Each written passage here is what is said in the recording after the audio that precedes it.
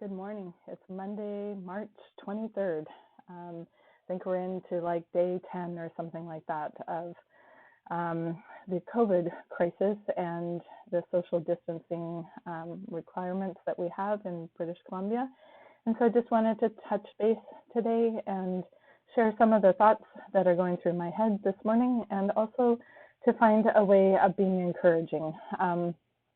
If your process has been anything like mine, you can go through days or periods of feeling really anxious and fearful, probably, and then through periods of, you know what, we've got this, we're all in this together, we're going to survive it.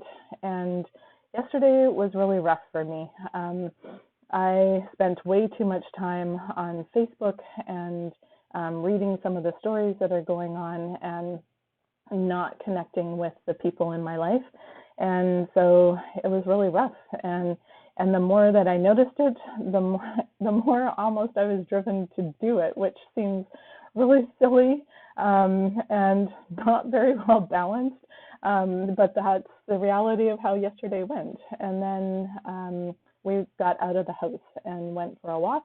My husband showed us a different place that we hadn't been before, and even though we didn't get to see other people, which is the purpose of social distancing, it still felt like connecting with us, the three of us, and getting outside, not being able to look at my phone for a little while, and then after that being able to talk to a neighbor who is a nurse and just all that she carries, and being able to get out of myself and be able to listen to someone else, to be able to support them a little bit. And again, I was outside of my house because we're out in our townhouse lane and talking. And so I just want to encourage you, how are some ways that you are coping right now? And maybe some of them feel like they're really healthy ones, and some of them feel like they're not.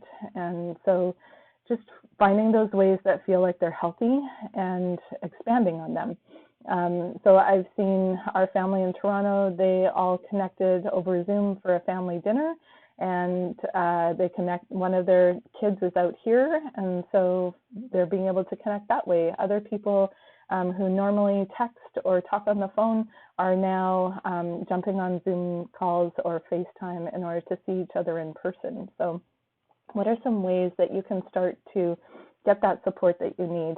We're going to be in this for a little while, and so it's important to start to find creative ways of connection, because we can't do this alone.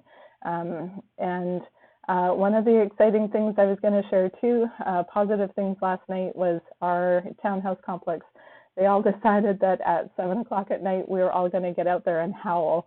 And just because there's so many kids in here and you don't see them outside because they're all being kept in because of all the regulations, our rules, expectations.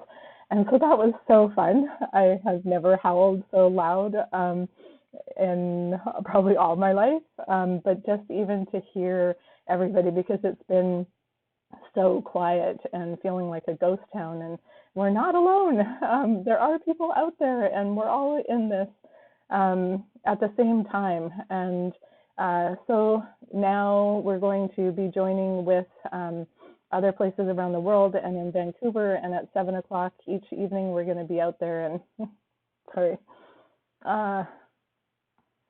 clapping and cheering for those frontline healthcare workers who are just facing so much every day. Sorry, I was talking to someone who is one of those people, and just they're carrying so much right now. And so we want to support them. And that's a small way that we can be all together and supporting those people who are struggling mentally and emotionally, and with just so much weight in decisions that they have to make and the care that they have to provide for those of people who are in ICU and suffering right now. So sorry, a little bit of emotion there, but that's a reality. That's who I am. Another thing that I wanted to do was just touch base for those of you who are in difficult relationships. And maybe you, before all of this hit, you were talking about separating from your partner. And so it can feel extra hard to be quarantined or self-isolating or social distancing, to be stuck in a house with this person that you had decided you were going to leave, or the two of you had made a decision to separate, and now the logistics of that just don't seem possible. And so I wanted to help you through that process a little bit. So I wrote down a couple of notes. I'm going to be looking over there to make sure that I keep on some of those things. One of the ways that might help you is get a friend or touch base with a counselor and meet online and talk about what this can look like.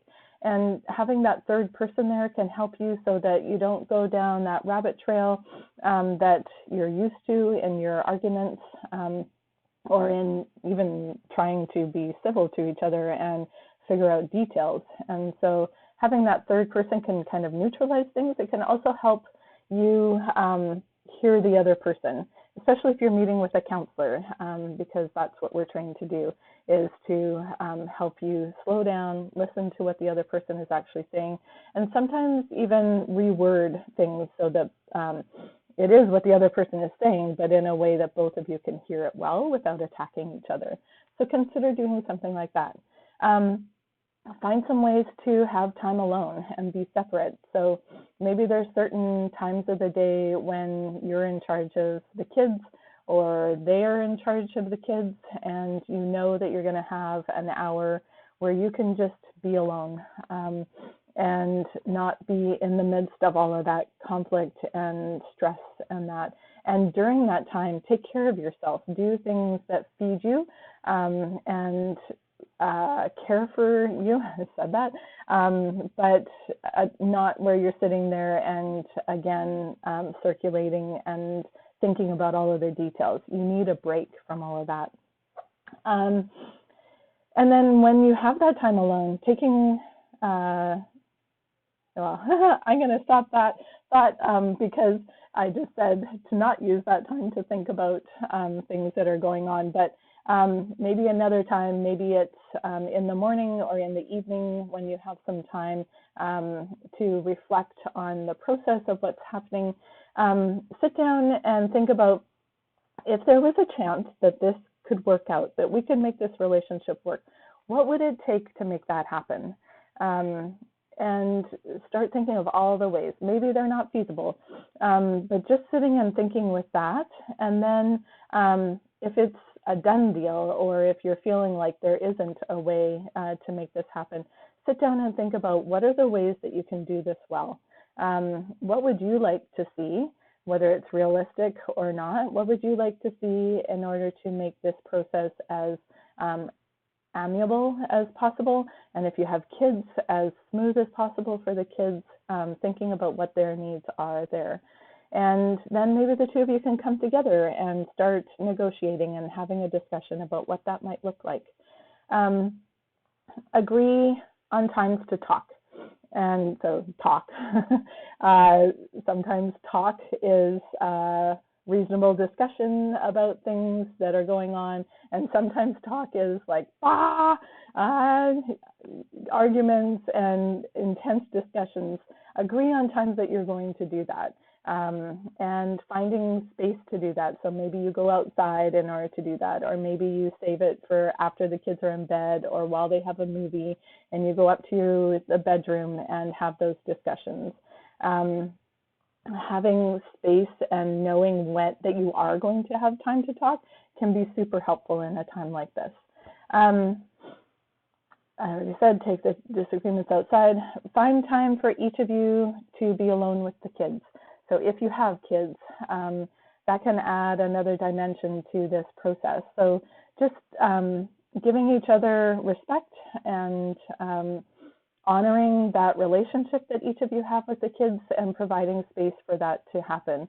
And that can almost set the tone for what happens if and when you do separate. So allowing the other person to have that relationship, to do parenting the way that they want to do it, as long as it's safe.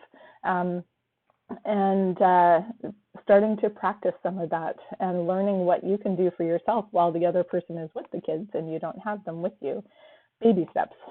And then be gentle with yourselves.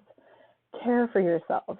And this is a difficult time for everybody in the world right now, let alone adding this dimension of a difficult time in your relationship. So you're not going to do everything well, and you're going to be exhausted, and it's going to be overwhelming. And you're allowed to take care of yourself, and you're allowed to do things wrong. You're allowed to make mistakes and practice forgiveness for yourself. And then also, in being gentle with yourself, find ways to care for yourself. So go have a bath, go read a book, find a crossword puzzle, allow yourself to get sucked into a Netflix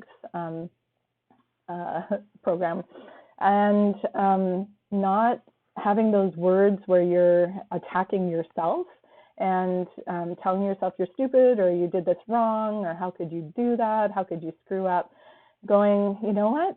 It makes sense that you did that, and yeah, you didn't want to do that, but that's okay. You are human. You're going to get through this. Changing that dialogue can make such a difference. Think about the kids and what they need in order to have at least a sense of normalcy right now. What are their needs in a separation process? How do you do this well to take care of them?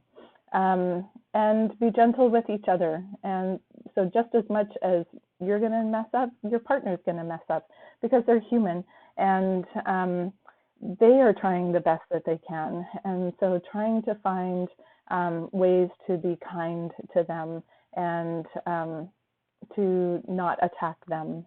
And then find ways to get help when needed.